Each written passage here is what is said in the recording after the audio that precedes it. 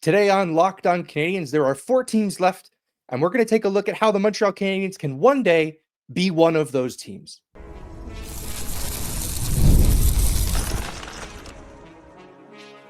You're Locked On Canadiens, your daily podcast on the Montreal Canadiens, part of the Locked On Podcast Network, your team every day.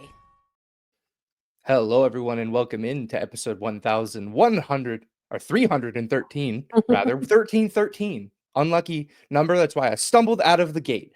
We're going to recover, though. Thanks so much for listening and for subscribing wherever you get your podcast doing. That supports us and ensures you do not miss an episode. We are Locked On Canadiens. We are your team every day. Regardless of whether or not the Canadiens are playing games, we are here talking about this hockey team. My name is Ian Boisvert, also known as @MaybeIt'sIan, and I am joined, as I always am, by the active stick, Laura Saba. Laura, how are we doing this week? We're excited. There's a lot going on. There's a lot to talk about. Until the Canadiens actually start doing things, the possibilities are endless and infinite, and I love that. Yeah, we're sort of just in a sandbox right now. Yeah. Like anything can happen, and the only limitation is our minds, and we're just trying to, we'll get into some of that later. We're starting off a new idea on this show where we're going to start rating other teams, showing up, taking what we want, and leaving. We'll start with the Utah Mammoth because of a viewer question. We'll talk about Alex Carrier's season with the Montreal Canadiens and figure out how his role evolves as the Canadiens evolve around him.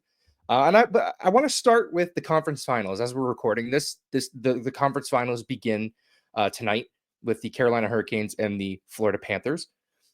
The Canadiens are not close to being one of those teams, right? There's no argument there. They're not there yet. We hope one day soon that they will be. So I kind of want to start with, what are you looking at in those teams, the teams that are left, and looking at as true difference makers that the Canadiens will need to figure out how to add? Like what stands out on those teams that the Canadiens have to have at the top of their list? So I want whatever Florida's having. That's what I'll have. Yeah, no kidding. So it's important to note, because this was a question that I saw perusing the Habs Reddit earlier today. So I obviously can't take credit for it. But somebody said, what if we model our rebuild around Carolina's? And I think what's really, really important is there's a few ways of doing things. And only one of these teams has recently won a Stanley Cup, right? Yeah. And has recently also been to 2 finals, right? That's the other thing too.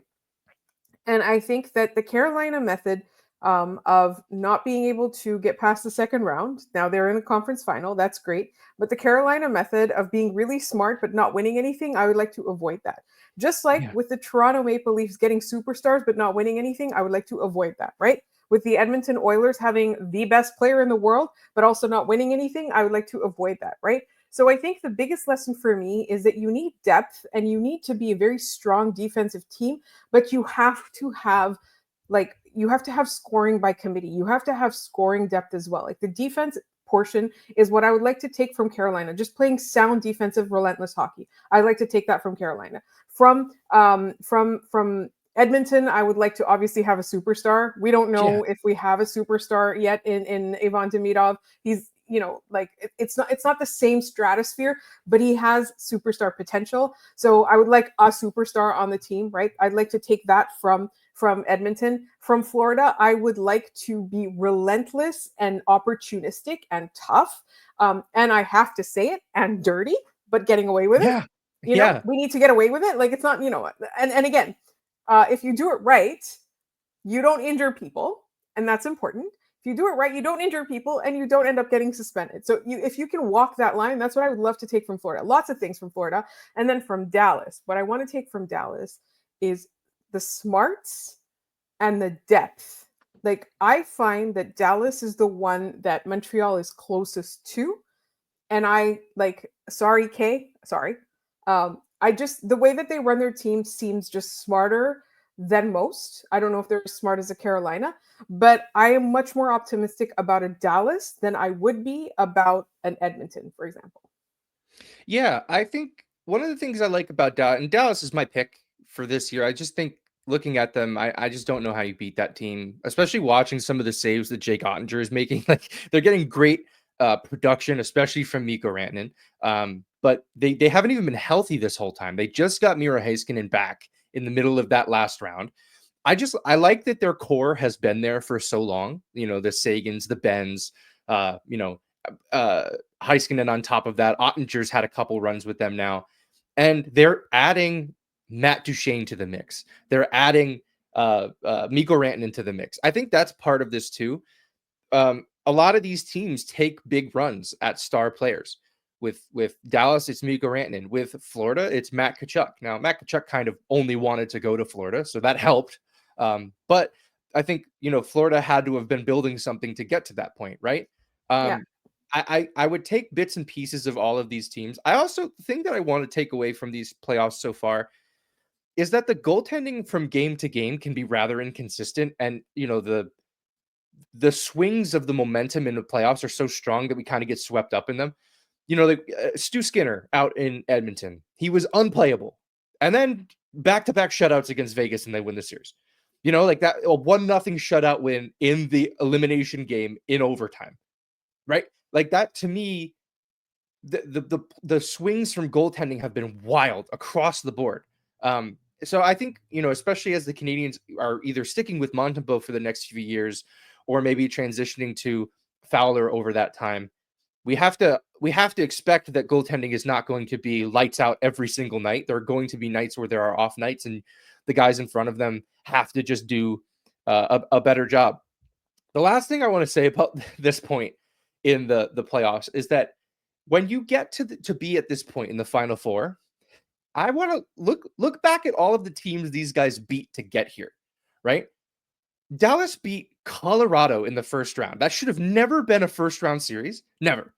It took them 7 games. It was an incredible game 7, an incredible series, and they did it. And then what's their reward? They play the President's Trophy winning Winnipeg Jets in the second round. And they of them in 7 games. So, that's, to me, looking at that, to me, that matters. It matters get this, that you're going to have to play good teams to get out. I don't love the Leafs. Oh, we always ran into Tampa, or we always ran into Florida, or we always ran into Boston. The year you ran into Montreal, that was not something you guys should have lost. Absolutely. Also, just Dallas did all of that, and now they play the best player in the world. That's their reward. Like the last year's Stanley Cup finalists, that's their reward. Yeah, and Edmonton just had to go through Vegas, and Carolina just had to beat the top seed in the East. I mean, you could argue that the team with the easiest path so far would be Florida, and they just got out of that Toronto series in 7 games. Yeah. So, you're going to have to play really strong teams on the way out, especially in the Atlantic Division. One team always comes out of this division at the end of it. That's how this format works. Your goal is to be that team. There are going to be years where the Canadiens, run into a hot team. I think of the Washington Nationals, my favorite baseball team, although less so lately. The baseball season just sucks. The star pitcher Steven Strasburg said the year that they won the World Series, he said, some years you run into the buzzsaw. This year we were the buzzsaw, right? Like that's the difference. Some years you just run into these teams that are hot and you can't beat them, or you're like LA and you just get beat by Edmonton every year and then you fire everybody because you just can't. They've completely broken the LA Kings, which is hilarious to me. But you're going to have to learn to beat those teams. Yeah. The one thing that I would absolutely caution against is building your team to beat one type of team. Yes. And I think that's because people often learn the wrong lessons from this, right? Like if LA goes out and then tries to build a team that's only built to beat the Edmonton Oilers, what happens next? You run into another team and then they get to beat you. So you have to be so complete. You have to be like the Florida Panthers. You have to be like the Dallas Stars. Yeah. You have to be like the Colorado Avalanche for that matter, right? Like it was just really unlucky that was the first round. Like I would have bet on the Colorado Avalanche to win the Stanley Cup this year because they're that good. They were my pick at the beginning of the bracket. My bracket says Colorado Avalanche Stanley Cup champions. I think it was Colorado versus Tampa. So it's not a great bracket. Mine had Colorado versus Carolina. So one of mine is still alive, but But that's what I'm saying, is that you have to be that good. You have to be the type of good. And that's when I think the Montreal Canadiens rebuild is over. To circle back to a conversation that we've been having for the last year and a half now. When is the rebuild over? When you are one of those teams that could, on any given night, in any given series, beat any of the clowns that you have to face before you get to the Stanley Cup final. Yeah, absolutely. Your point on not basing your team around beating one team. The 2011 Bruins broke everybody's brain. Yeah. Like that was hard hockey to watch for a while. So just from a fan perspective of the game, let's not have that happen ever again. All right, we'll leave the conference finals there. We'll be checking in, of course, as the series progress and as the Canadiens news evolves. But when we come back, we have another player review, and it's Alex Carrier, who made quite an impression in his first season in Montreal. We'll talk about his role moving forward and the great season he had when we come back. Are you looking for a snack that's both delicious and nutritious? Crack into a good source of protein with Wonderful Pistachios. Wonderful Pistachios is one of the highest protein nuts. Each 1 ounce serving has 6 grams of protein, giving you over 10% of your daily value. Plus, they're packed with fiber and better for you unsaturated fats to keep you feeling fuller longer. Personally, I love the no shells variety. It's the perfect grab and go snack, whether I'm on the road or at my desk or just need a quick protein boost. They're my go-to. I specifically like the different varieties of the no shells, like sea salt and vinegar or chili roasted. Those are really, really great. But if you love cracking into every shell for that satisfying crunch, don't worry, we haven't forgotten about you. The in-shell options are always a classic favorite. Get snacking and get cracking with the snack that packs a protein punch. Visit wonderfulpistachios.com to learn more. All right, Laura, we are back. Friends, we are back. And we're going to talk about a player who, comes to Montreal, as sort of a guy we didn't know much about. He comes to Montreal as part of a trade, a 1-for-1 deal. Those are always fun to talk about because now we can just compare these two players for the rest of time. And that's one Alex Carrier, who comes in via trade with Nashville that saw the Justin Barron experiment ending in Montreal and sending him on his merry way to a team that maybe could develop him into a young defenseman. Think back to that trade, Laura. We had just finished recording an episode and that news broke and we had to do another one. Which, fair game, Kent. That's fine. What do you remember feeling in that moment when the Canadiens traded Justin Barron and got Alex Carrier? So this is not my word for the segment, but what I felt was hopeful. I really did, because I didn't think that he was going to be a game changer or transformative or anything like that. You're not going to get, a number one defenseman for Justin Barron. But what I did think was that there was a method to this madness. I felt that the Montreal Canadiens had decided that they were no longer going to try to make Justin Barron happen. As hard as they tried for a year and a half, they were no longer going to hitch themselves to that wagon, or hitch their wagon to Justin Barron, if that's the expression. Yeah. And they decided that it was time to make a change, and they made a calculated change. Because why Nashville? There were so many other defensemen that people were talking about. I don't think I heard the name Alex Carrier, or in those discussions, who should the Canadiens get for depth defense. I don't think I heard his name, right? So he wasn't somebody who was high on anybody's list. So I knew that there was a plan, and that's what made me hopeful and made me grateful for this management, is that they will make that decision, whether it's a small one or a big one, if they think it's going to make the team better. And again, I know we're going to get into the actual review in a second, but I remember just feeling hopeful about it. Yeah, you mentioned the word, right? We've been trying to do word association with these player reviews and give just one word on what comes to mind when we think of this player's season. I'll give you the floor first. What is that word for you when thinking of the season Alex Carrier had in Montreal? Can I use a term that's 2 words? That's fine. We make the rules. We can do whatever we want. Much needed. Yeah, no kidding. Yeah, I think that's entirely valid. Mine was value. Oh, good. Yeah. Just looking at the value that he was via trade, Justin Barron didn't look like an NHL defenseman, and Alex Carrier very much is an NHL defenseman. And not only that, he's got 2 more seasons on his deal worth $3.75 million, which, as the cap rises over the next 2 seasons, that's going to be beautiful, right? That's going to age so well. It was fine this year, right? It was fine under the current salary cap. as it goes up, that's going to look beautiful. I kind of hope that at the end of next season, when we're in the summer, they're talking about potentially extending him to be that steady third pair defenseman on the right side. Yeah. Because those are guys that everyone's trying to get at the trade deadline. Why don't you just try to keep this one? Yes. Especially since he's still young. Yeah, he's certainly got more to give on this team. I want to break down a little bit of the numbers. So 51 games with Montreal, 2 goals, 16 assists for 18 points. It's just with his time in Montreal. Fourth among Habs defensemen in shorthanded ice time, even though he got here midway through the year. He was only behind Matheson, Savard, and Goulet. So that's your defensive penalty killing unit. Now you'll notice one of those names is David Savard, and he's gone.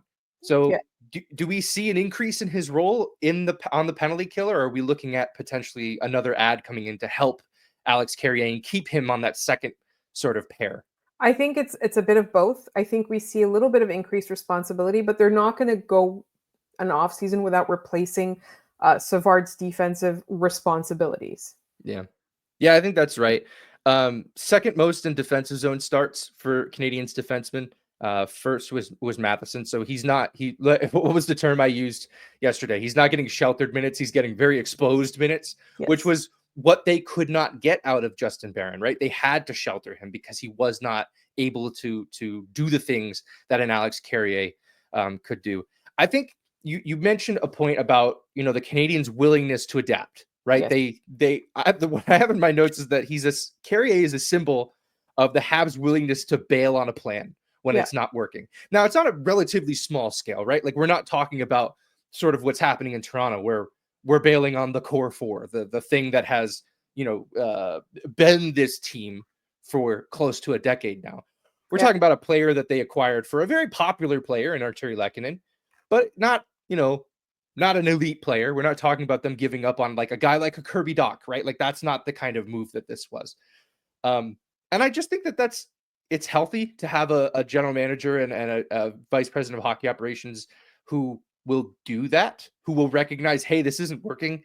We have to find a way to get this ship righted. Mm-hmm. And it shows you that the Canadiens were thinking of this season being good. Like, they wanted this to be a good season for them. Otherwise, why make that deal at all?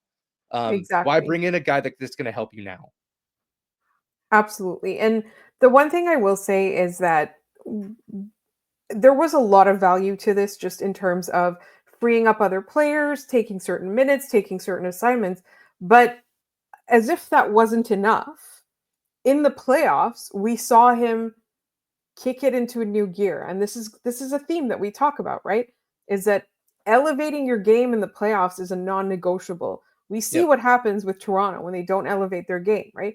We saw what happened with Josh Anderson. Like, he was one of the most effective players. And Alex Carrier was one of the same things, right? So he knows how to play the big moments, even though he's not the spotlight player. He knows how to do it. And I think that's going to be really key. Guys you win with, it's such a cliche, but Alex Carrier is a guy you win with. You just need to, have a roster that's good enough to win. Yeah. Like they had to use Carrier a lot because of their roster, the limitations of their roster. Yes. They had to use him in a lot of situations. If the Canadiens can get to a point where he is, like I said, on your third pair, it's beautiful. It's excellent work by that front office. It means that you found money. It's excellent that you turned that into. People said that the Canadiens have lost the Artturi Lehkonen trade because of this. I would say hold back on that, just because they then turned one of those parts into Alex Carrier, right? Like, they don't have Alex Carrier if they didn't have Justin Barron. Yeah. Right. They turned it into value eventually, right? It's a trade that again, it keeps on giving. Yeah, for sure. I have an interesting player comp for Carrier that maybe it's just because I've been playing a lot of NHL 06 lately. I don't know what's gotten into me, but I'm playing a nearly 20-year-old NHL game. I think he's like slightly bigger and right-handed Francis Bouillon. Like, that to me is really what Alex Carrier is. Yeah.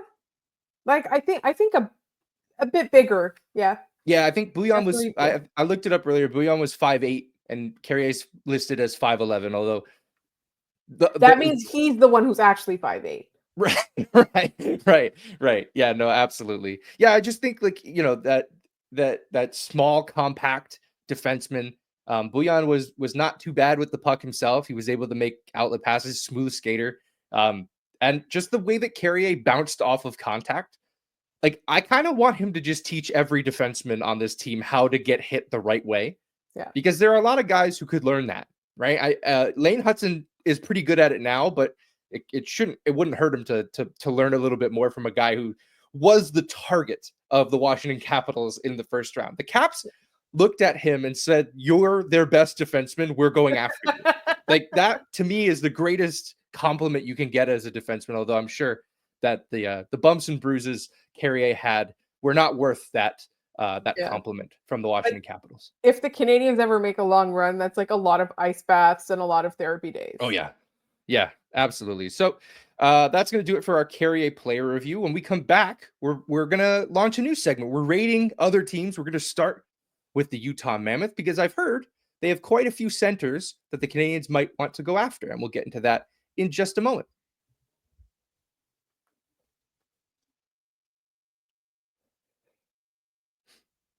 All right, we are back. And this, Laura, correct me if I'm wrong, this comes from our great listener to the show, good friend, Boondoggle, who wants us to look at the Utah Mammoth. That name still hasn't hit for me. They should be the Utah Outlaws. I'll the Yeti, die on that the Yeti, Utah Yeti. Yes, they should be the Yeti, but the cooler company got all mad about it, so it's fine.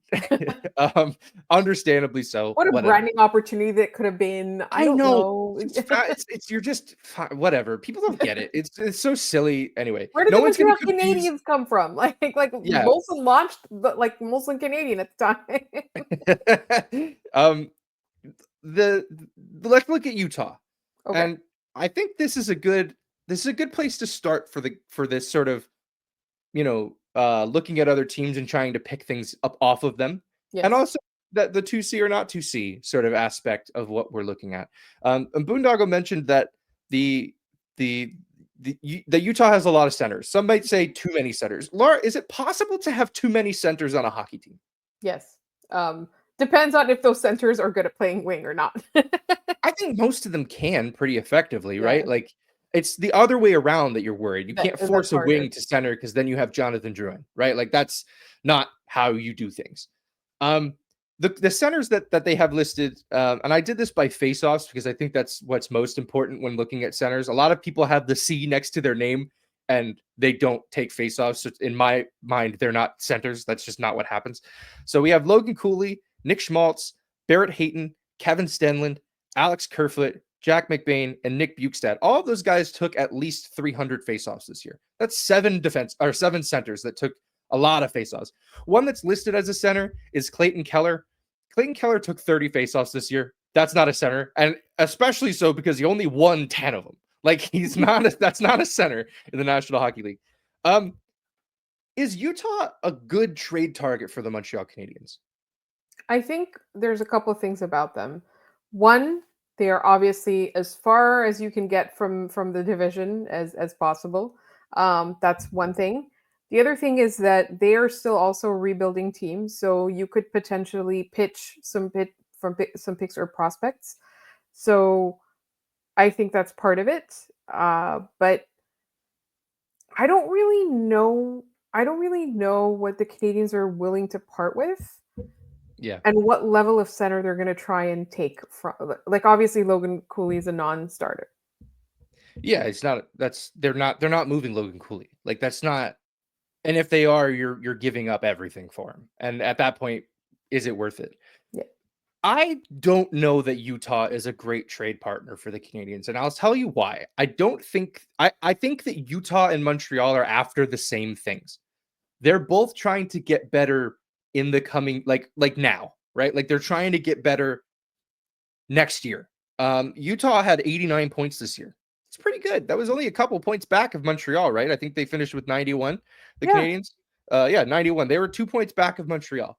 And they made a lot of progress this year.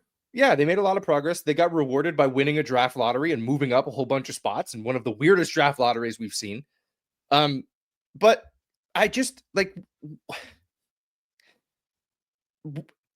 Utah has no reason to start trading these guys, in my opinion. Like you have to make it worth their while, and that means like a Reinbacher. going the other way, which is a non-starter for me because we're already recognizing that that's a hole for this team now. Why would we do that? Why, like I'm trying to find a reason to go after some of these guys, but also looking at like, is Nick Schmaltz going to be a number 2 center for the Montreal Canadiens long term? Maybe. Is Barrett Hayton? Maybe. Kevin, that's where the list ends for me. Kevin Stenlund, Alex Kerfoot, Jack McBain, and Nick Bukestad are bottom 6 centers. Like those aren't solutions for me. Maybe Bukestad taking over for Dvorak, but like again, why would Utah get rid of that? Like I was going to ask if Kerfoot would have been a good replacement for a Dvorak. Maybe. I don't know that he's as defensively responsible. I don't know that he has and I don't want to say pedigree because it's not like Christian Dvorak has a pedigree, but I don't know that that's a guy that can come in and do what Dvorak did. I'd have to dig into the numbers on him a little bit more, admittedly, and maybe he becomes maybe not a 2C or not 2C question, but just when we get to 3C or not 3C. Well, when we get to Dvorak's player review, maybe part of that conversation is, who's replacing this guy if he doesn't come back, which again, I think that's a really big question mark for the Montreal Canadiens right now that I know not a lot of people are talking about. We're all like hyper focused on that 2C. And I just think that the conversation for 3C should be just as pressing because they need to be able to roll 4 lines. And if they don't have him, they're not going to be able to. It's a really important position. And that's something that, like people are always talking about how the bottom 6 isn't that important. It is. It's incredibly important. Your bottom 6 has to be the best bottom 6 in the league. Yeah, no question. And Marty likes to roll those lines. We've talked about it a bunch. The Canadiens were rolling out the 4th line to start a lot of games. That was their identity line. So maybe if you're like, if you can somehow get a Nick Bukestad and stick him in your bottom 6, I'd be cool with that. That's kind of the player that he is now. You're not getting a lot of offense out of him, I don't think. But I think we need to look at this and try to find teams that are trending in the opposite direction, who are trying to get rid of things. That's why the Penguins are of importance if you're the Montreal Canadiens. We already know for who. It's Sidney Crosby. Should he decide that he wants to go somewhere. But we should look at the other players on that team too. Sure. We've been so laser focused. But definitely, like when we want to rate a team, we want to rate a team that like is either changing their philosophy entirely and starting from scratch, or they're really on the downswing. Yeah, it's why I'm staring at the New York Islanders, just waiting for them to do what looks like is coming and hire Marc Bergevin, and then see what Marc Bergevin wants to do. Does he want to tear that down and restart to a certain degree? He's going to have the number 1 overall pick. Noah Dobson, Bo Horvat, somebody, please. Yes. I've been thoroughly talked out of Matt Barzal because he just can't stay healthy and barely plays center. So you'll leave that there. But let us know what teams you would like us to rate. We'll go and try to dig in and find teams that might be ripe for the picking for the Canadiens. I just don't know if Utah is that team at their current state. Like these are 2 teams at the same point in their rebuild, right? Yeah. I think the listeners should just tell us who they want us to rate, and then we have to figure out if there's anything there or not. And then we can be like, we tried and it didn't work. Yeah, exactly. So let's talk about this other team instead. Yeah, absolutely. All right, let's do our trivia and then head out of here. Yesterday's question was related to Yoel Armia, our player review subject from yesterday. If you missed it, go check it out. But I'm going to spoil the trivia question for you. Yoel Armia's first NHL game was on December 23rd, 2014, with the Buffalo Sabres against the Detroit Red Wings. He didn't score, but 3 former Habs found the score sheet in that game. Who are they? Avon Post had 2 of them. He had Nicolas Deslauriers and Thomas Tatar. Both of them scored. However, I did point out that it was just find the score sheet. So assists counted as well. And one Brian Flynn was on that list. Brian Flynn, we just mentioned Marc Bergevin. This was Marc Bergevin having his fingers all over this particular score sheet. It's very funny to look back and see all these guys that he had a hand in getting, including Yoel Armia. Yeah. So there you go. Yoel Armia, first NHL game. All right, let's do today's question. If I can find it in my list. There it is. Alex Carrier, we'll start with him because it is his player review day. Alex Carrier's playoff goal versus Washington was not his first NHL playoff goal? Which team did Carrier get his first playoff goal against? If you have the answer, put it in the comments down below. Tell us how smart you are, and we'll give you a shout out on the next episode of the show. And that's going to do it for us today on this episode of Locked On Canadiens. Thanks so much for tuning in and for making us your first listen of the day every day. After this, why don't you go check out Locked On Game Night, NHL Game Night, every game, every night until a Stanley Cup champion is crowned. Get local analysis on a national scale. Find NHL Game Night on Locked On NHL on YouTube or wherever you listen to podcasts. We're also available on Amazon Fire TV. On your free Fire TV channels app, click the Montreal Canadiens logo in the hockey section, and you can watch all of our episodes there as well. You can find us everywhere that we're posting things: Blue Sky, Instagram, TikTok at Locked On Canadiens. Message us on those places and email us lockedoncanadiens@gmail.com. Tell us what teams you want us to raid. Give us mailbag questions for this upcoming Friday's mailbag. We love to answer your questions every day of the show, but specifically on Fridays when we dig into the mailbag. You can find me at Maybe It's Ian. You can find Laura at The Active Stick. Thanks so much for tuning in, and we'll see you guys tomorrow.